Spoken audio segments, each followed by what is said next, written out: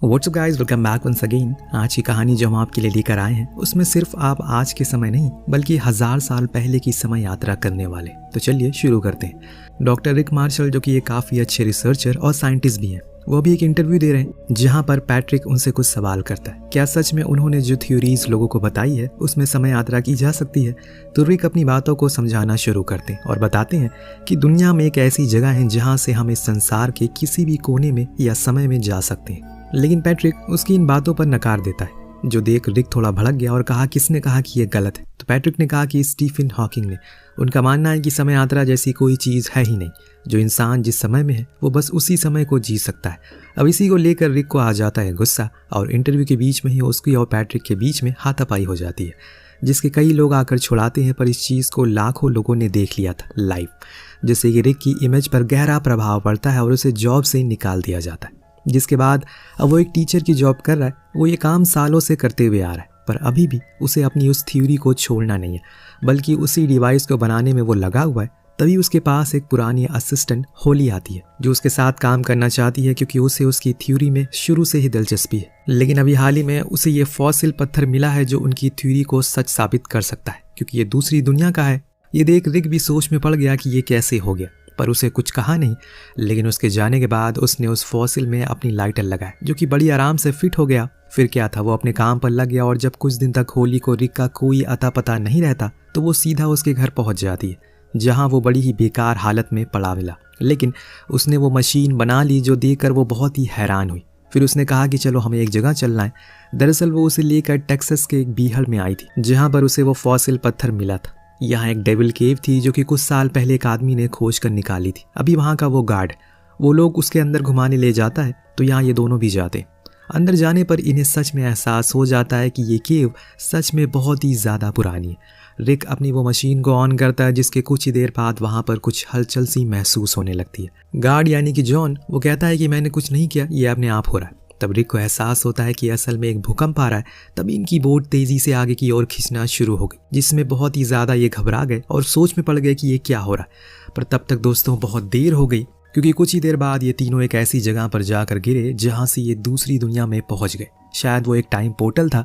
अब जब इनकी आँख खुली तो होली ने इन्हें बताया कि अब वो जिस जगह पर खड़े हैं वो असल में सेंटर ऑफ अट्रैक्शन है, यानी कि यहाँ से वो किसी भी पैरेलल यूनिवर्स में जा सकते हैं। जो सुन जॉन से ज़्यादा तो रिक हैरान हुआ, क्योंकि उसने उस थ्योरी को सच साबित कर दिया जिसे सभी ने झूठ कहा था। पर इसके आगे क्या करना है, क्योंकि उसने उस थ्योरी को सच साबित कर दिया जिसे सभी ने झूठ कहा था। पर इसके आगे क्या करना है, क्योंकि जो इनके पास मशीन थी वो तो अब कहीं खो गई। यहाँ आने के दौरान तभी इन्हें कुछ दूरी पर 3 आदि मानव दिखाई देते, जो इंसान और बंदर दोनों ही लग रहे थे।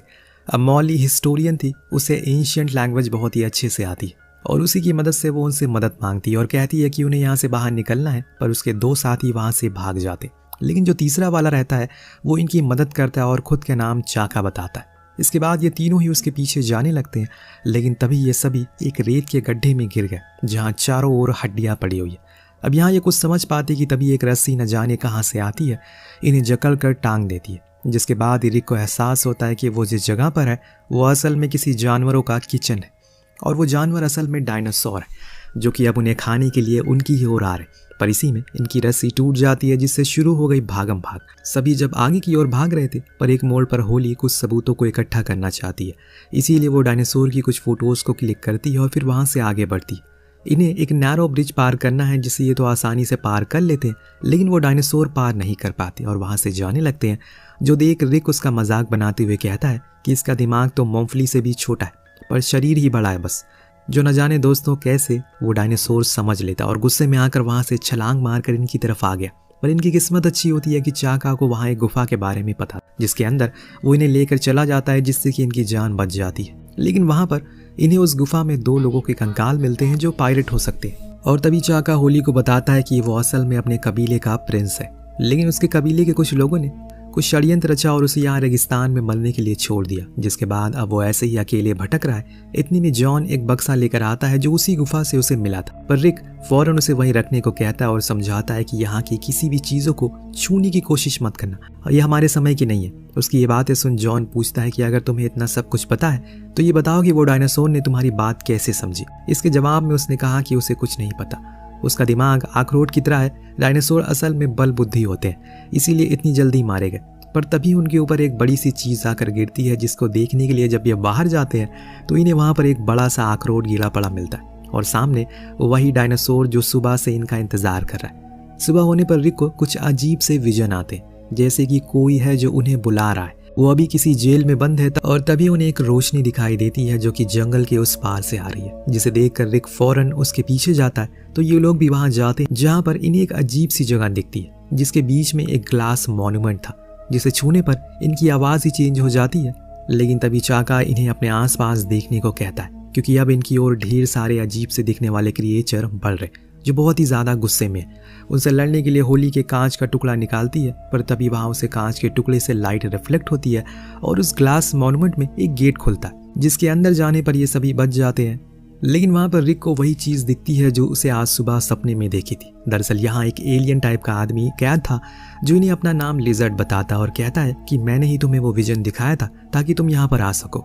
अब ये सुन रिक ने कहा कि आखिर तुम मुझसे क्या चाहते हो। तो लिजर्ड बताता है कि मैंने यहाँ पर खुद की मर्जी से बंद नहीं हूँ, बल्कि मुझे जान नाम के आदमी ने बंद किया है, जो तुम्हें भी मारने के लिए आ रही है। वो उसी की आर्मी थी, उसने हमारी दुनिया को खुद की मुट्ठी में कैद कर लिया और अब वो तुम्हारी दुनिया में आकर कब्जा करना चाहता है। लेकिन पूरे संसार में तुम अकेले ऐसे शख्स हो जो उसे हरा सकते हो।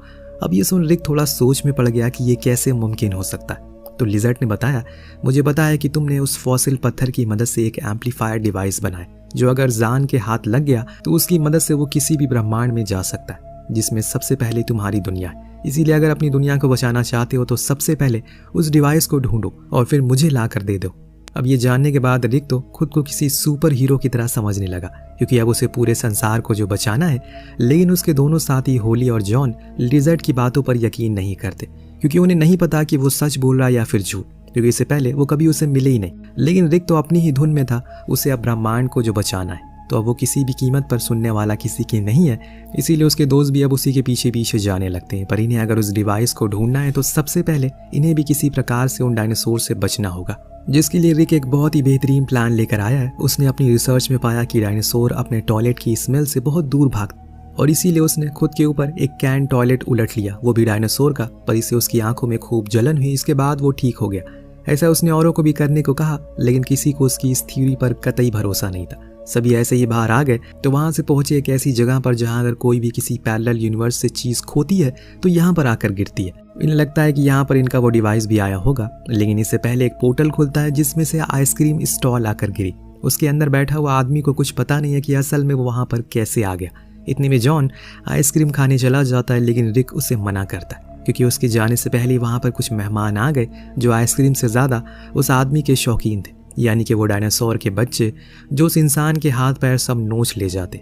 लेकिन उसके बाद आते हैं जो बड़े वाले, जो आपस में ही लड़ रहे होते। तब रिक होली से कहता है कि घबराने की जरूरत नहीं है, क्योंकि वो हम पर हमला नहीं करेंगे, क्योंकि डायनासोर खाने के अलावा कुछ और सोचते ही नहीं है। अब न जाने कैसे, लेकिन फिर से उन दोनों की बातों को वो सुन लेते हैं और अब उनके पीछे पड़ जाते हैं। सभी चार अलग अलग डायरेक्शन में भागते ताकि वो दोनों इन्हें पकड़ ना सकें, लेकिन फिर भी वो इन्हें पकड़ ही लेते हैं। इधर रिक के पीछे उसके बच्चे पड़े हुए थे जो वहां पर पड़ी चीजों को खा रहे थे। उसी में रिक को लिक्विड नाइट्रोजन का सिलेंडर मिल जाता है, जिसको देख उसके दिमाग में एक आइडिया आता है। वो अपने साथियों को आवाज लगाकर इकट्ठा होने को कहता है ताकि वो बड़ा वाला डायनासोर इनके पीछे आ सके। वो जैसे ही मुंह खोले, ये उस सिलेंडर को उसके मुंह में फेंक दे, जिसके लिए पूरा प्लान बना लेते हैं और बूम, सिलेंडर जाते ही वो डायनासोर फ्रीज होकर फट जाता है। उसके तो परखच्चे उड़ गए। यह हमें पता चलता है कि उसी ने उनके उस डिवाइस को खाया था। उसके पेट से वो बाहर आता है, लेकिन इससे पहले कि वो उसे हासिल कर सके, एक बड़ी सी चिड़िया आकर उसे अपने साथ ले जाती, यानी कि हाथ में आए लेकिन मुंह में नहीं आए। अब कहानी इसी तरह आगे बढ़ती है, क्योंकि अभी तो ये सिलसिला यूं ही चलता रहेगा। देखते हैं कि कब क्या अपने मकसद में कामयाब हो पाते हैं या नहीं। खैर, अब ये सभी फिर से उसी केव में चले गए जहाँ पर इन्होंने कल वाली रात गुजारी थी। अब यहाँ पर ये लोग कुछ बातें कर रहे होते हैं, जिसमें चाका इन्हें बताता है कि अगर सब कुछ ठीक हो गया तो वो अपने कबीले में वापस चला जाएगा, क्योंकि वहाँ पर जान का कब्जा नहीं है। इतने में अचानक इन्हें कहीं से एक गाने की आवाज़ आती है, जो सुन रिक के कान खड़े हो गए, क्योंकि ये साउंड तो उसके ही डिवाइस से आ रही है, मतलब कि वो कहीं आस पास ही है। और इसीलिए ये लोग उस आवाज़ का पीछा करते हुए उस जगह पर पहुंच गए जहां पर इन्हें वो डिवाइस मिल गया। जब इन्होंने उसके आसपास देखा तो वहां पर ढेर सारे डायनासोर के अंडे थे और नीचे एक खौलता हुआ लावा। लेकिन फिर भी रिक जैसे तैसे करके उस जगह तक पहुंच गया और उसने उस एम्पलीफायर को उठा लिया। पर तभी वो म्यूजिक बंद हो गया, जिससे कि एक एक करके वो सभी अंडे फूटने लगे। जितने भी बच्चे थे सभी के सभी बाहर आ गए। तब रिक को समझ आया कि जरूर ये गाने को सुनकर सो रहे थे, इसीलिए उसे गाना शुरू कर दिया, जिसमें चाका ने भी उसकी मदद की। लेकिन उसकी मधुर आवाज को सुनकर ये सभी हैरान थे।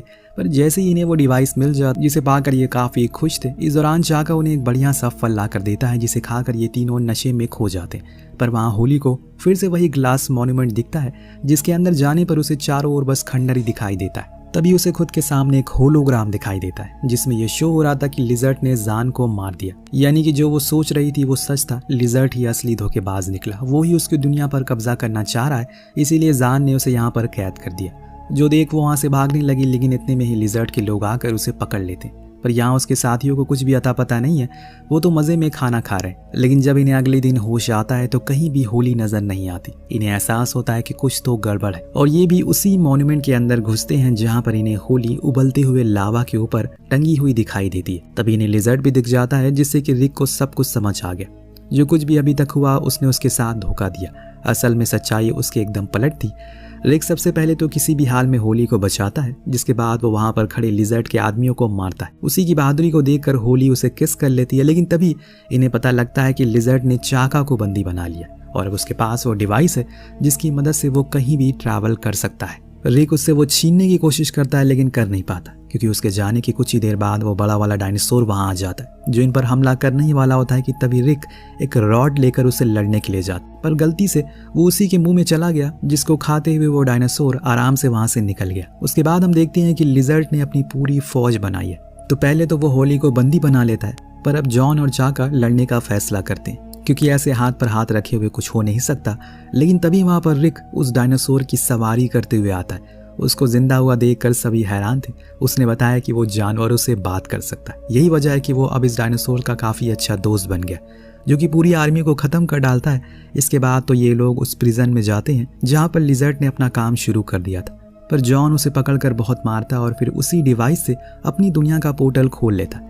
लेकिन विल ने जाने से इनकार कर दिया, क्योंकि वो अभी यहीं पर चाका के साथ रहना चाहता है। तो ये दोनों उसे छोड़कर वापस वही डेविल केव में आ जाते हैं और एक दूसरे से अपने प्यार का इजहार करते हैं। तो वहीं चाका अपने कबीले के पास पहुंच गया, जहां पर सभी लड़कियां उसकी सेवा के लिए भागते हुए आई।